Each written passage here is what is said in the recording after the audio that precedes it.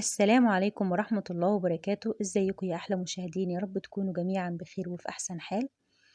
النهاردة عملنا ميني بيتزا جميلة جدا زي ما حضراتكم شايفين كده، بسم الله ما شاء الله. هتقدري تعملي أكبر كمية ممكنة من كيلو دقيق واحد بس، يعني هتتغدي وهتتعشي ما شاء الله اللهم بارك، وهيفيد من الأولاد كمان. عملناها بطريقة سهلة جدا بدون أي تعقيد، يعني لو انتي ما عملتيهاش ولا مرة قبل كده وأول مرة بتشوفيني هتعمليها وهتبقي أستاذة فيها إن شاء الله، بطريقة سهلة وبسيطة ومقادير موجودة واقتصادية جدا. يعني عملناها بأقل الإمكانيات الموجودة في البيت. الأول معانا بولة زي ما حضراتكم شايفين كده، هنزل بكوباية من المية، مية عادية جدا فترة من الحنفية. هنزل بمعلقة من الخميرة الفورية، عليها نص معلقة صغيرة من السكر عشان الخميرة تتفاعل معاكي بسرعة والعجين يخمر وما ياخدش معاكي وقت كتير. هنزل عليها بكيلو من الدقيق منخول. يفضل طبعا تنخلي الدقيق مرة واتنين وتلاتة، بيديكي نتيجة هايلة عن تجربة طبعا. هننزل على كيلو الدقيق بمعلقة من اللبن البودر. هنا ممكن تضيفي اللبن البودر وممكن تستغني عنه خالص، بس انا بحب اطعم كده المعجنات، يعني هعجنها بمية، فحطيت عليها معلقة لبن بودر ومعلقة صغيرة من الخل. الخل بيفتح معاك العجينة وبيديها لون أبيض وجميل جدا. هنبدأ نعجن مع بعض.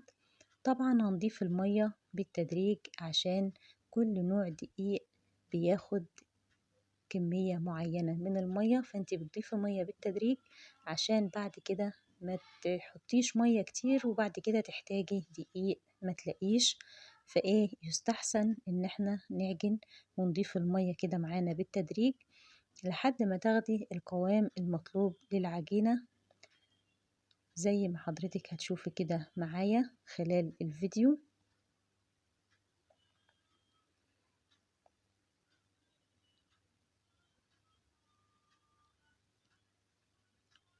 هنا بقى انا بحط العجين على الرخامة كده عندي عشان تطلعي فيه كل طاقتك، يعني تعجني فيه 7 دقايق 10 دقايق عشان تاخدي نتيجة هايلة للمعجنات اللي بتعمليها عن تجربة طبعا وخبرة سنين. هنا دهنا البولة بتاعتنا بزيت، ودي العجينة ما شاء الله شايفين أصبح ملمسها ناعم جدا ومبقتش بتلزق في الإيد خالص.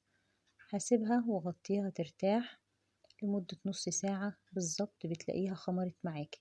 عشان نجهز حشوة البيتزا النهاردة، معانا طاسة على النار هنزل فيها بالمادة الدهنية الزيت، لو حضرتك بتفضلي السمنة عادي أو الزبدة. معانا بصلة كبيرة كده مفرومة هننزل بيها على الزيت، وهنبدأ نقلب البصلة لحد ما تدبل معانا، يعني مش هنحمرها. هنا عشان نعمل الصلصة بتاعة البيتزا معايا حلة هنزل فيها ب3 حبات طماطم زي ما انت شايفة كده، وعليهم بصلاية كبيرة متقطعة مكعبات، وعليهم 5 فصوص من الثوم. ده المعجون اللي هدهن بيه البيتزا قبل ما احط الحشوة عليها، وهسيبها على النار وهضيف ليها ربع كوباية من المية، وهوطي عليها النار واسيبها مع نفسها. وهنا البصلة اصفرت معانا ما شاء الله. طبعا احنا اتفقنا مش هنحمرها خالص، يدوبك تدبل معاكي كده. وهننزل عليها بقرن فلفل رومي متقطع زي ما انت شايفة كده، مش فلفل حامي، لو حابة تضيفي حامي برضو براحتك. وهنقلب كل الكلام الجميل ده مع بعضه لحد ما يدبل معانا.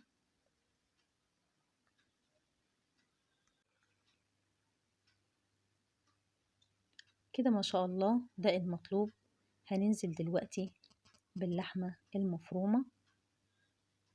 طبعا حابة تستبدلي اللحمة بسجق عادي، بصدور فراخ مقطعاها شرايح برضو عادي. ببانيه متقطع برضو، يعني أي حشوة ممكن تحشي بيها البيتزا، ولو من غير لحوم خالص بالخضار برضو بتبقى جميلة جدا. هنا اللحمة ما شاء الله أخدت معانا اللون ده، يعني كده خلاص دخلت على التسوية، ما بتاخدش معاكي وقت خالص. أسرع لحمة، أسرع أكلة في التسوية هي اللحمة المفرومة. بهاراتنا ملح وكمون وفلفل أسمر وبهارات لحمة، هنقلبهم كده. وهنا ما شاء الله شايفين الجمال، اللهم بارك، العجينة معانا خمرت وبقت ما شاء الله حاجة كده جميلة. هنبدأ نقطعها على حسب الحجم اللي احنا عايزينه، هنكورها كور صغيرة كده، يعني كل كورة على قد بيتزاية. ما شاء الله العجينة ملمسها ناعم جدا وفاتحة معايا وزي الملبن، اللهم بارك. هنا قطعت كيلو الدقيق ما شاء الله، كورت كور صغيرة على قد البيتزا اللي هنعملها وسبتها ترتاح. شايفين ما شاء الله حجمها تضاعف كتير جدا بعد ما ارتاحت. كل ما بتسيب العجينة ترتاح بوقت كبير بيكون أفضل قبل ما تدخليها الفرن عشان تستوي.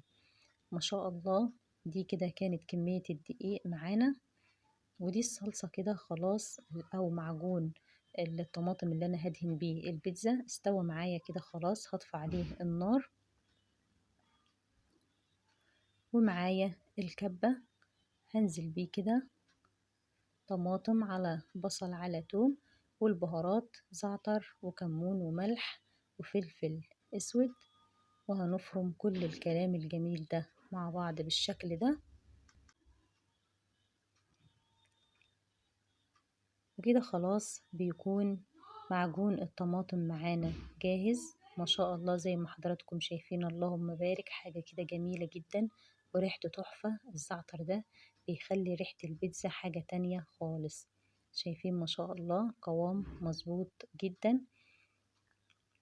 وهنا أول كرة من العجينة هنبدأ نفرد أول بيتزاية، وهفردها معاكم بالشكل ده. ما شاء الله شايفين العجينة بتفرد معاكي كده بكل سهولة وبساطة، يعني ما بتلمش معاكي تاني، معنى كده إن عجينتك ناجحة وممتازة ما شاء الله.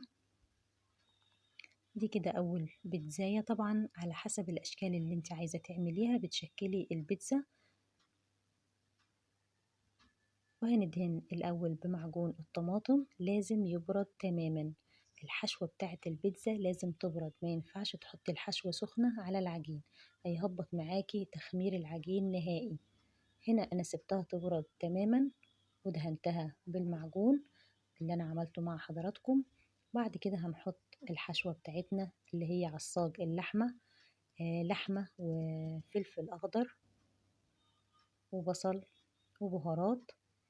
طبعا كل حاجة مستوية يعني هتدخل الفرن على أعلى درجة، وهحطها على أرضية الفرن. وهنا حطيت جبنة موزاريلا، أي نوع جبنة عندك بيقضي الغرض، مفيش مشاكل. ما توقفيش نفسك على حاجة، ومش لازم جبنة رومي وجبنة موزاريلا والكلام ده، هي نوع جبنة واحد بيديكي نتيجة هايلة. ودلوقتي أنا هدخلها الفرن، طبعا على أرضية الفرن، والشواية هادية على الآخر، لكن الفرن من الأرضية عالي عشان يستوي معاكي. بعد 10 دقايق بالظبط بتكون معاكي استوت، وبتكون معاكي أحلى بيتزا زي ما انت شايفة كده ما شاء الله. اللهم بارك، حاجة جميلة جدا وريحتها تحفة أقسم بالله. هتعمليها بنفس الطريقة هتدعيلي، مش هتدعي عليا بأمر الله. ولو وصلتي لحد هنا من الفيديو أول مرة بتشوفي قناتي، ياريت ما تنسيش تشتركي في القناة وتفعلي زر الجرس عشان يوصلك كل جديد، عشان اللي جاي أحلى إن شاء الله. ما شاء الله ميني بيتزا سريعة كده وسهلة وجميلة جدا وطعمها أجمل. وكيلو الدقيق عمل معانا ما شاء الله اللهم بارك 18، بالظبط 19 بيتزاية. بسم الله ما شاء الله 19 بيتزاية بالحجم اللي حضراتكم شايفينه ده. وهتعمليها وهتجربيها وهتدعيلي دعوة حلوة من قلبك إن شاء الله. وإلى اللقاء، والسلام عليكم ورحمة الله وبركاته.